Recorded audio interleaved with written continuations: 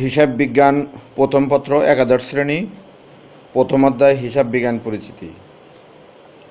প্রিয় শিক্ষার্থী, প্রথম পত্রের অধ্যায়ভিত্তিক বিস্তারিত বর্ণনা দিচ্ছি।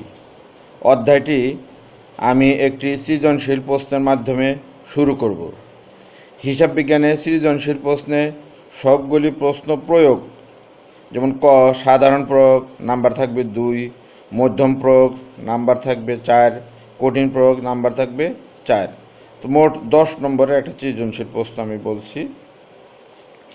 কিন্তু এমসিকিউ প্রশ্নে জ্ঞান দক্ষতা, অনুধাবন দক্ষতা, প্রয়োগ দক্ষতা, উচ্চতর দক্ষতা সব ধরনের প্রশ্নই থাকবে। তবে এমসিকিউ এর জন্য উদ্দীপক দেওয়া থাকে, অভিন্ন তথ্যভিত্তিক প্রশ্ন দেওয়া থাকে, কাজেই সে বিষয়ে বিস্তারিত পরে আলোচনা করব। সৃজনশীল প্রশ্ন। জনাব বায়েজিদ 2015 সালের 1 জুলাই নগদ 60,000 টাকা এবং 40,000 টাকা মূল্যের পণ্যদ্রব্য নিয়ে ব্যবসা শুরু করেন। উক্ত মাসে তার ব্যবসায়ের নিম্নলিখিত লেনদেনগুলি সংঘটিত হয়। জুলাই 3 ব্যাংকে হিসাব খোলা হলো 15,000 টাকা। জুলাই 10 মোট 30,000 টাকার পণ্য ক্রয়, নগদে 10,000 টাকা, চেকে 15,000 টাকা প্রদান করা হলো। জুলাই 25 ক্রস চেকের মাধ্যমে পণ্য বিক্রয় 20,000 টাকা। জুলাই 28 বিজ্ঞাপন খরচ প্রদান 5,000 টাকা। এখন করণীয়: ক বাইজিদের প্রারম্ভিক মূলধনের পরিমাণ নির্ণয় করো। 2 খ জুলাই 3 তারিখ থেকে 28 তারিখ পর্যন্ত প্রকৃতিসহ লেনদেনের খাতসমূহ নির্ণয় করো। নাম্বার 4 গ 1 জুলাই থেকে 25 জুলাই পর্যন্ত লেনদেনগুলোর দ্বারা হিসাব সমীকরণের প্রভাব ছকের সাহায্যে দেখাও। প্রিয় শিক্ষার্থীরা, এই সৃজনশীল প্রশ্ন তোমরা অতি সহজেই সমাধান করতে পারবে। কাজেই শুধু প্রশ্নটাই আমি দিচ্ছি, উত্তরটা তোমাদের মতো ভেবে চিন্তে করবে। এখন আমি সৃজনশীল প্রশ্নসমূহ আরও এই অধ্যায়ে কতগুলো থাকতে পারে প্রাথমিক একটা ধারণা দিব। 1 জুলাই মাসের নগদ প্রাপ্তির পরিমাণ কত? 2 জুলাই মাসে নগদ প্রদানের পরিমাণ কত? 3 প্রকৃতিসহ লেনদেনগুলির হিসাবসমূহ নির্ণয় করো। 4 স্থায়ী সম্পদ বৃদ্ধির পরিমাণ কত? 5 কোন ঘটনাগুলি লেনদেন নয় ব্যাখ্যা করো। 6 লেনদেনগুলির কারণসহ ব্যাখ্যা করো। 7 জানুয়ারি মাসে মোট খরচের পরিমাণ কত?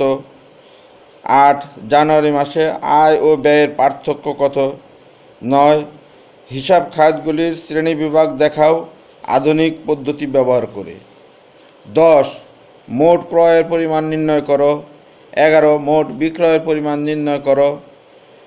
12 প্রাপ্য এবং প্রদেয় হিসাবের পরিমাণ নির্ণয় করো। 13 মালিকের মোট উত্তোলনের পরিমাণ কত নির্ণয় করো। 14 ডেবিট ভাউচার তৈরি করো। 15 ক্রেডিট ভাউচার তৈরি করো। 16 একটি ডেবিট নোট তৈরি করো। 17 একটি ক্রেডিট নোট তৈরি করো। 18 একটি চালান তৈরি করো। 20 মোট স্থায়ী সম্পদের পরিমাণ নির্ণয় করো। 19 মোট চলতি সম্পদের পরিমাণ নির্ণয় করো। এইভাবে বিভিন্ন সৃজনশীল প্রশ্ন থাকতে পারে। তো এখন আমি হিসাব বিজ্ঞান প্রথম পত্র একাদশ শ্রেণী প্রথম অধ্যায় হিসাব বিজ্ঞান পরিচিতি সম্বন্ধে এমসিকিউর জন্য বিস্তারিত তথ্য তুলে ধরব। এখন ভূমিকা হিসাবে হিসাব বিজ্ঞান পরিচিতি ব্যক্তি বা প্রতিষ্ঠান তথা সমাজের প্রতিটি ক্ষেত্রে অর্থনৈতিক কার্যাবলীর সঠিক ফলাফল ও তার প্রভাব জানার জন্য হিসাব বিজ্ঞানের মৌলিক জ্ঞান থাকা আবশ্যক। হিসাব বিজ্ঞানের প্রস্তুতকৃত বিবরণী ও প্রতিবেদনের মাধ্যমে ব্যবসায়ের সার্বিক অবস্থা জানা যায়, তাই হিসাব বিজ্ঞানকে ব্যবসায়ের ভাষা বলা হয়। হিসাব বিজ্ঞানের অর্থ ও সংজ্ঞা: সাধারণত বিজ্ঞানসম্মত উপায়ে ব্যবসায়িক লেনদেনসমূহ লিপিবদ্ধ করার কলা ও কৌশল নিয়ম নীতিকে হিসাব বিজ্ঞান বলে। হিসাব শাস্ত্রবিদ ওয়েগ্যান্ড, কাইসো অ্যান্ড কিমেলের মতে হিসাব বিজ্ঞান হলো একটি তথ্য ব্যবস্থা যা একটি সংগঠনের আর্থিক ঘটনাসমূহ শনাক্ত করে, লিপিবদ্ধ করে আগ্রহী ব্যবহারকারীদের নিকট তা পৌঁছে দেয়। হিসাব বিজ্ঞানের কিছু বৈশিষ্ট্য আছে। হিসাব বিজ্ঞান একটি সেবামূলক ব্যবহারিক বিজ্ঞান। নিম্নে বৈশিষ্ট্যসমূহ উল্লেখ করা হলো: 1.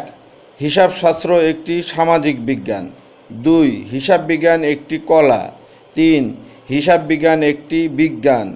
4. সুশৃঙ্খল হিসাব রক্ষণের মাধ্যম। 5. আর্থিক অবস্থা নির্ধারণের মাধ্যম ইত্যাদি। হিসাব বিজ্ঞানের কিছু উদ্দেশ্য আছে। প্রধানত উদ্দেশ্য দুই প্রকার: 1. মুখ্য উদ্দেশ্য, 2. সহায়ক উদ্দেশ্য। মুখ্য উদ্দেশ্যগুলি নিম্নরূপ: 1. লেনদেনের স্থায়ী লিপিবদ্ধকরণ। 2. আর্থিক ফলাফল নিরূপণ। 3. ভবিষ্যৎ পরিকল্পনা প্রণয়ন ও নীতি নির্ধারণ। 4. তথ্য সরবরাহকরণ ইত্যাদি। সহায়ক উদ্দেশ্যসমূহ নিম্নরূপ: 1. নগদ প্রাপ্তি প্রদান ও উদ্বৃত্তের পরিমাণ নির্ধারণ। 2. দেনা পাওনার পরিমাণ নির্ধারণ। 3. গাণিতিক বিশুদ্ধতা যাচাই। 4. জালিয়াতি উদ্ঘাটন ও প্রতিরোধ ইত্যাদি। হিসাব বিজ্ঞানের কিছু গুরুত্ব বলছি। ব্যক্তিগত ও প্রাতিষ্ঠানিক জীবনের সর্বত্রই হিসাব বিজ্ঞানের গুরুত্ব রয়েছে। আভ্যন্তরীণ পক্ষ এর গুরুত্ব আছে, যেমন স্থায়ী হিসাব রক্ষণ, লাভ লোকসান নির্ণয়। 3. তুলনামূলক বিচার বিশ্লেষণ ইত্যাদি। ব্যবসায়ের বাহ্যিক পক্ষসমূহের গুরুত্ব রয়েছে: 1. সরকারের রাজস্ব নির্ধারণ। 2. বিনিয়োগকারীদের সিদ্ধান্তে সহায়তা। 3. সচেতন নাগরিক সৃষ্টিতে সহায়তা ইত্যাদি। দৈনন্দিন জীবনে হিসাব বিজ্ঞানের গুরুত্ব: ভুল ত্রুটি উদ্ঘাটন, সংশোধন। 2. আর্থিক সচ্ছলতা বৃদ্ধি। 3. সঞ্চয় প্রবণতা বৃদ্ধি ইত্যাদি। এখন আমি হিসাব বিজ্ঞানের আওতা বলছি। 1. ব্যবসায়িক প্রতিষ্ঠানের দিক থেকে: 1. এক মালিকানা কারবার। 2. অংশীদারি কারবার। 3. যৌথ মূলধনী কারবার, বিভিন্ন কারবার প্রতিষ্ঠান। অব্যবসায়ী বা সমাজসেবামূলক কিছু প্রতিষ্ঠানের আওতা আছে, যেমন শিক্ষা প্রতিষ্ঠান, ক্লাব, হসপিটাল ইত্যাদি। 3. রাষ্ট্রীয় প্রতিষ্ঠানের দিক থেকে কিছু আওতা আছে, যেমন সরকারি প্রতিষ্ঠান, আধা সরকারি প্রতিষ্ঠান। 3. স্বায়ত্তশাসিত প্রতিষ্ঠান ইত্যাদি। তারপরে পেশাজীবীদের আওতা আছে, যেমন ডাক্তার, ইঞ্জিনিয়ার, উকিল ইত্যাদি। পেশা হিসাবে এর আওতা আছে: 1. হিসাব বিজ্ঞান। 2. সিএ ফার্ম ইত্যাদি। ব্যক্তিগত ও পারিবারিক জীবনেও এটার আওতা আছে, যেমন ব্যক্তিগত জীবনে ও পারিবারিক জীবনে ইত্যাদি। হিসাব রক্ষণ ও হিসাব বিজ্ঞানের মধ্যে কিছু পার্থক্য আছে। হিসাব বিজ্ঞানসম্মত উপায়ে লেনদেনগুলিকে লিপিবদ্ধ করার কার্যক্রমকে হিসাব রক্ষণ বলে। অন্যদিকে লিপিবদ্ধকৃত লেনদেনগুলোর উপর ভিত্তি করে ফলাফল নির্ধারণ, আর্থিক অবস্থা নিরূপণ ও ব্যাখ্যা বিশ্লেষণের কার্যক্রমকে হিসাব বিজ্ঞান বলে। প্রিয় শিক্ষার্থী, আমরা এই প্রথম অধ্যায় ব্যাপক আলোচনার বিষয়, কাজে একে কয়েকটি ধাপে আমি লেকচারটা তুলে ধরব। এখন প্রথম ধাপে আমি প্রাথমিক কিছু তথ্য তুলে ধরলাম। আমি এরপরে দ্বিতীয় ধাপ এবং তৃতীয় ধাপ আমরা তৈরি করব।